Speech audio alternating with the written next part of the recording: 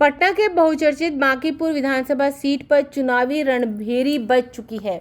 इस सीट के लिए नामांकन आज से शुरू हो रहा है। जनसुराज के सूत्रधार प्रशांत किशोर के चुनाव लड़ने की औपचारिक घोषणा के बाद अब बांकीपुर से चुनावी दंगल दिलचस्प हो गया है।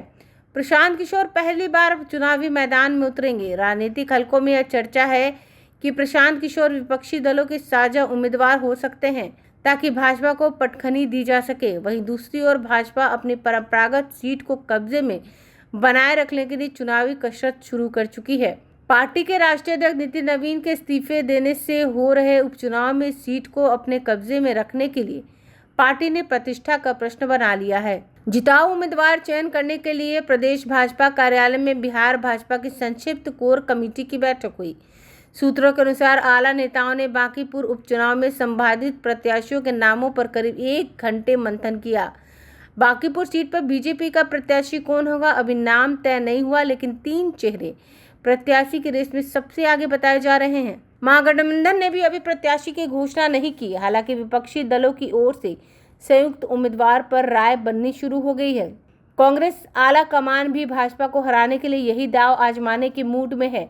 कांग्रेस नेता ऋषि मिश्रा ने पीके को समर्थन करने की अपील करते हुए माहौल गरमा दिया है। उन्होंने कहा कि प्रशांत किशोर वहां से चुनाव लड़ने जा रहे हैं तो हमें उनकी मदद करनी चाहिए। भाजपा राष्ट्रीय अध्यक्ष की खाली सीट पर भाजपा की हार से पूरे देश में संदेश जाएगा। कांग्रेस प्रवक्ता राजेश राठौर ने भी उनकी राय को निजी बताया। वहीं राजद अभी पेशोपेश में है। पिछली बार चुनाव में राजद ने यहां प्रत्याशी खड़ा किया था। भाजपा सूत्रों का कहना है कि दावेदार में प्रोफेसर रणवीर नंदन, नील रतन घोष और अजय आलोक सबसे आगे चल रहे हैं। चूंकि भाजपा के राष्ट्रीय अध्यक्ष नितिन नवीन के राज्यसभा सदस्य चुने जाने के इस्तीफा देने जाने के बाद बांकीपुर में चुनाव हो रहा है, ऐसे में तय है कि बांकीपुर में पार्टी का प्रत्याशी पार्टी अध्यक्ष की मर्जी पर ही तय होगा। परिपाटी भी यही रही है। उम्मीदवारों का चयन अंतिम तौर पर केंद्रीय नेतृत्व ही करता है। इसी सप्ताह भाजपा उम्मीदवार की औपचारिक घोषणा कर दी जाएगी।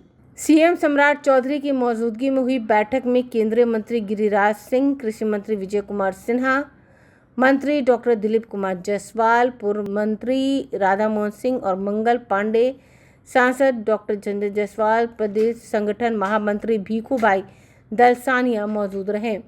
जाहिर सी बात है, बांकीपुर उपचुनाव एक बहुत ही महत्वपूर्ण चुनाव होने जा रहा है। अब देखना होगा कि भाजपा की ओर से कौन इस चुनाव में अपनी बाजी मार ले जाता है। ब्यूरो रिपोर्ट, आंखें न्यूज़ 24।